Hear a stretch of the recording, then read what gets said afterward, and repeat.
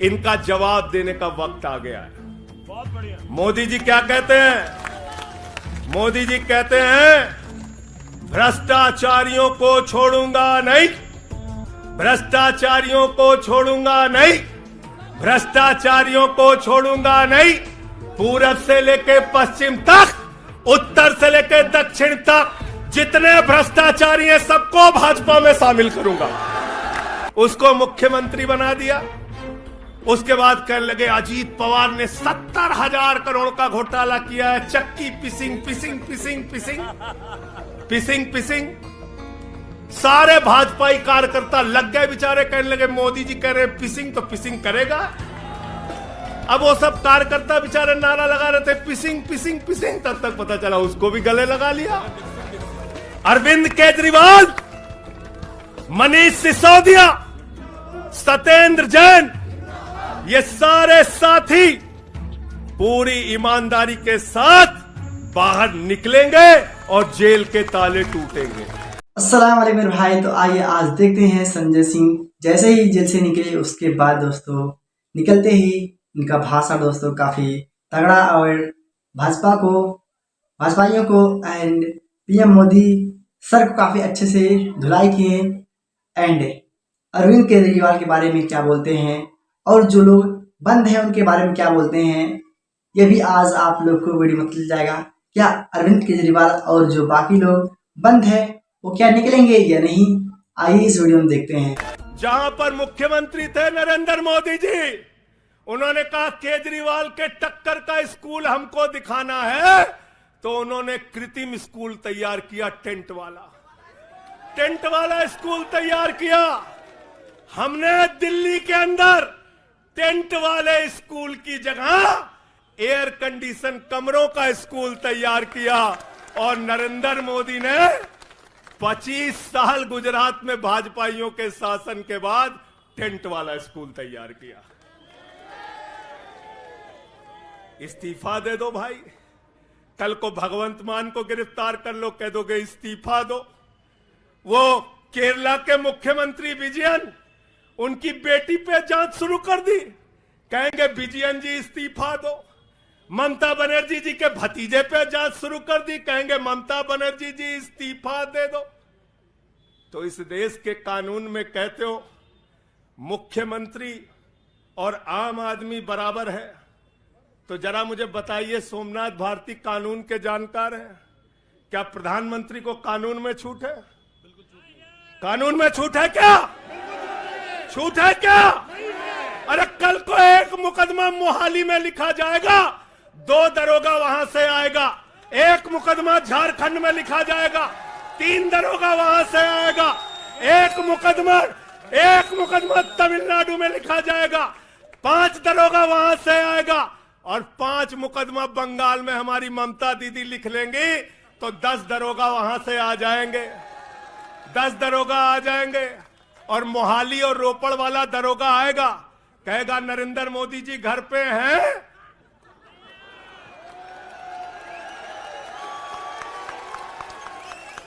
तो भाजपाइयों जवाब दो इसका। क्या देश का प्रधानमंत्री बंगाल के थाने में जाके जांच में शामिल होगा कि नहीं होगा? बताओ मुझे, जवाब दो इसका। क्या वो शामिल होगा तमिलनाडु की जांच में? क्या वो जांच में शामिल होगा पंजाब के अंदर? होना पड़ेगा।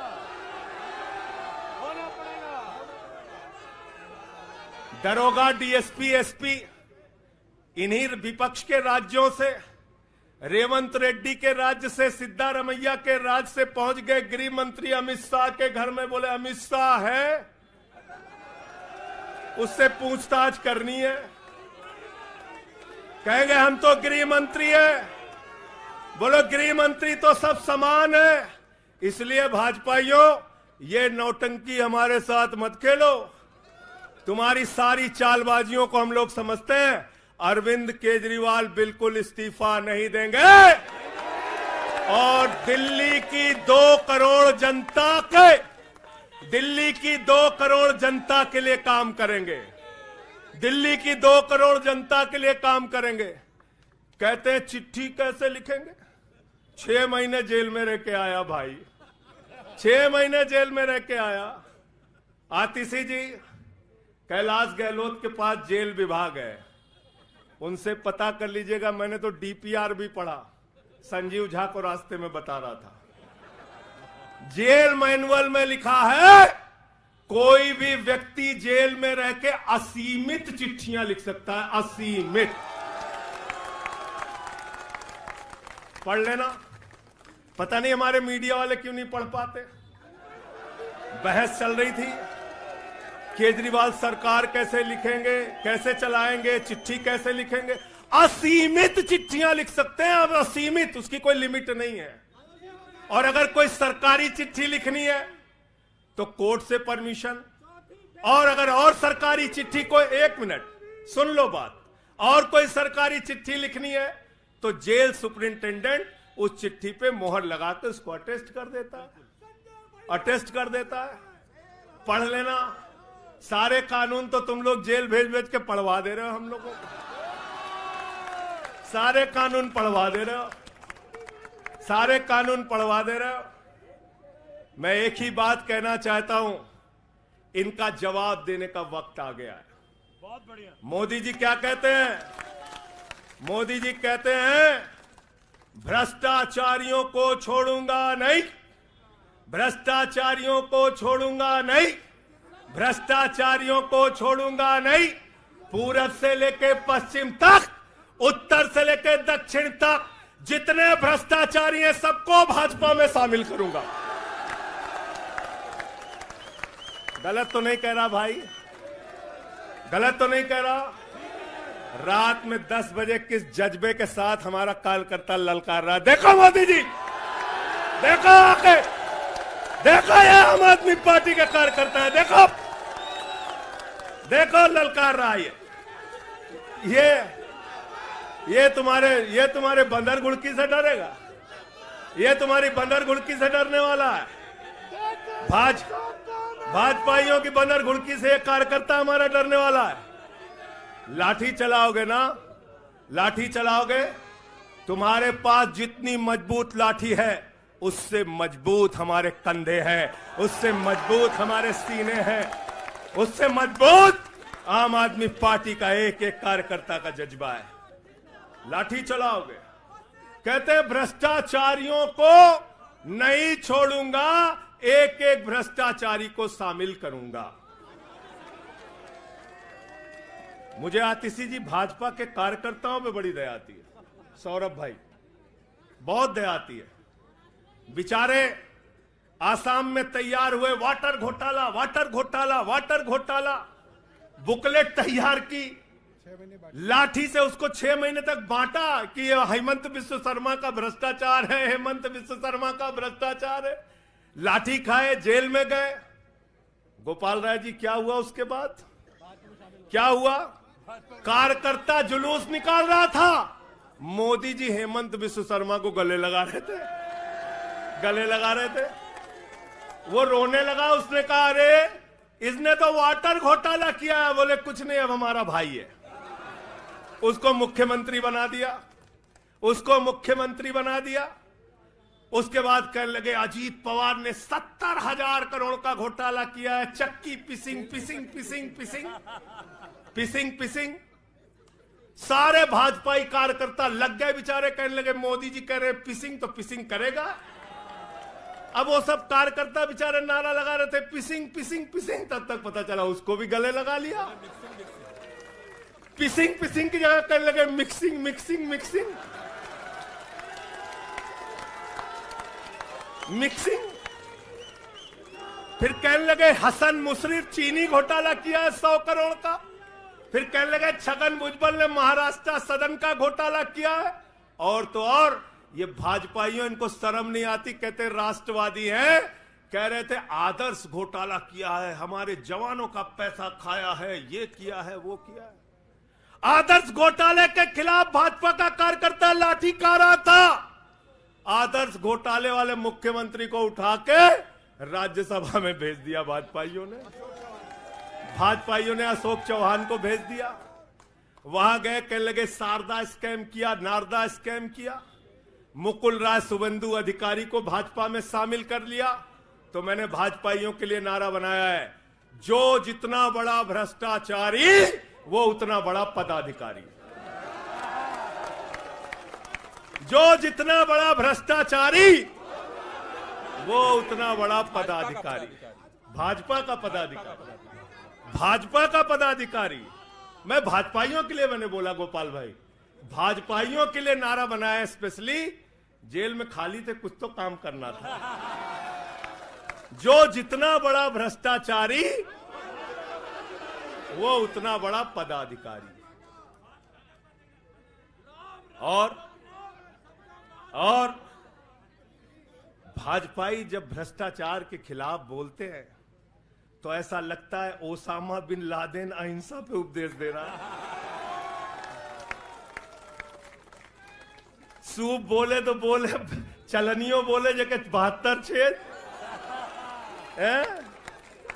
भाजपाई भ्रष्टाचार के खिलाफ बोलेंगे, भाजपाई केजरीवाल के खिलाफ बोलेंगे, भाजपाई बोलेंगे जिस आदमी ने आईआरएस की नौकरी को लात मार के भारत की जनता की सेवा करने का संकल्प लिया, जिस आदमी ने 13 दिन तक भ्रष्टाचार के खिलाफ आंदोलन चलाया, 15 दिन तक का अनशन रखा, जिस आदमी ने पूरे देश को जगाने का काम किया, आम आदमी को ताकत देने का काम किया, आप उसके ईमानदारी के ऊपर सवाल उठाते हैं, कहते हैं भ्रष्टाचार के खिलाफ बोलोगे। भाजपाइयों तुम बोलोगे, तुम बोलोगे। भारतीय जनता पार्टी वो पार्टी है हिंदुस्तान की एकमात्र पार्टी, याद रख लेना, जिस पार्टी का राष्ट्रीय अध्यक्ष भारत माता के रक्षा सौदे में रिश्वत खाते हुए रंगे हाथों पकड़ा गया। कौन पकड़ा गया था? पंकज भाई, कौन पकड़ा गया था? बंगारू लक्ष्मण। बंगारू लक्ष्मण वो कौन था? भारतीय जनता पार्टी का राष्ट्रीय अध्यक्ष। कैमरे के सामने किस मामले में रिश्वत ले रहा था? रक्षा सौदे में। किसके रक्षा सौदे में? भारत माता के रक्षा सौदे में। इनके दफ्तर में फोटो लगा उसका। जिस पार्टी के राष्ट्रीय अध्यक्ष को पूरी दुनिया में भारत माता की रक्षा सौदे में दलाली खाते हुए देखा, वो पार्टी भ्रष्टाचार के खिलाफ बोलती है। तुम अरविंद केजरीवाल पे सवाल उठाते हो, भाजपाइयों तुम लोग उठाते सवाल। अरे इतना ही नहीं, बिल्कुल ठीक कहा सौरभ भाई ने, बंगारू लक्ष्मण को सिर्फ रिश्वत खाते दुनिया में नहीं देखा, बंगारू लक्ष्मण को रिश्वतखोरी के मामले में सजा हुई है। सजा सजा सजा सजा याफ्ता पार्टी के लोग हैं ये भारतीय जनता पार्टी के लोग, याद रखना। इसलिए भाजपाइयों का अगला नाम क्या है? बीजेपी नहीं, बंगारू जनता पार्टी। क्या नाम है इनका? बंगारू जनता पार्टी। बंगारू जनता पार्टी। और हम लोग, हमारे साथी, आप सबसे सिर्फ इतना कहना चाहता हूं, कल जब मैं हॉस्पिटल जा रहा था अपने ट्रीटमेंट के लिए ILBS, तो एम्बुलेंस में जो साथी हमारे साथ थे, दिल्ली पुलिस के जवान, उनसे मैं पता नहीं क्यों बातचीत में मेरे मुंह से एक शब्द निकला कि ईश्वर के घर में देर है अंधेर नहीं है। अरविंद केजरीवाल, मनीष सिसोदिया, सत्येंद्र जैन, ये सारे साथी पूरी ईमानदारी के साथ बाहर निकलेंगे और जेल के ताले टूटेंगे। लेकिन इन 181 दिनों में, इन 181-82 दिनों में मैं बड़ा परेशान हुआ, एक चीज सोच के, जेल के कष्ट से नहीं, याद रखना, जेल तो मैं भाजपाइयों से कहता हूं, जेल और ये लाठी, ये मुकदमे का डर, ये बंदर घुड़की किसी और को दिखाना, आम आदमी पार्टी वालों को। एक बात को लेकर परेशान हुआ, अरविंद केजरीवाल जी से पूछो कहते कोई शराब घोटाला नहीं हुआ। मनीष सिसोदिया से पूछो, कहते कोई शराब घोटाला नहीं हुआ। मुझसे बार बार पूछा, मैंने कहा कोई शराब घोटाला नहीं हुआ। आतिशी जी से पूछा, इन्होंने कहा कोई शराब घोटाला नहीं हुआ। सौरभ ने प्रेस कॉन्फ्रेंस करके बार बार कहा शराब घोटाला नहीं हुआ। भाजपाई कहते थे शराब घोटाला हुआ है, हुआ है, हुआ है। अरविंद केजरीवाल ने इसलिए कहा क्योंकि उन्होंने शराब घोटाला नहीं किया। मनीष सिसोदिया ने इसलिए कहा कि उन्होंने शराब घोटाला नहीं किया। संजय सिंह ने इसलिए कहा, हमारे नेताओं ने इसलिए कहा कि हमने शराब घोटाला नहीं किया। भारतीय जनता पार्टी ने इसलिए कहा क्योंकि भाजपा ने शराब घोटाला किया। भारतीय जनता पार्टी सर से लेकर पांव तक शराब घोटाले में डूबी हुई है, याद रखना। 55 करोड़ रुपए की रिश्वत खुलेआम खाई है। किससे खाई है? किससे खाई है? शरद रेड्डी से, शराब के कारोबारी से। और उसके बारे में लिखा गया किंग पिन। तो भाजपाई पहुंचे, बोले रिश्वत देनी है।